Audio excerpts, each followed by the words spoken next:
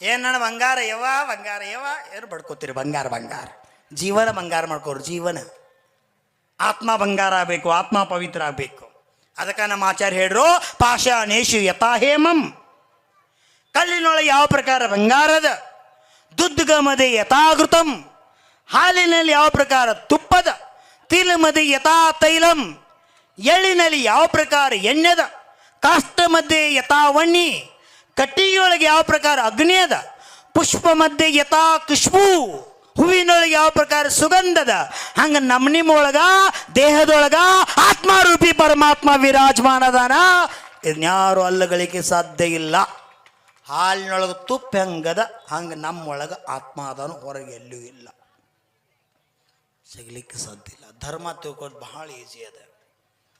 ಸಾವುಕಾರ ಅಲ್ಲ, ರಾಜಾದಿರಾಜ ಮಹಾರಾಜ ಎಲ್ಲ ದೇಶವನ್ನು ಗೆದ್ದು ಸಂಪತ್ತಿನ ಲೂಟಿ ಮಾಡಿ. ಅದಕ್ಕೆ ಹೇಳ್ತೀನಿ, ಅನ್ಯಾಯದ ಇಟ್ಕೋಬ್ಯಾಡ್ರಿ.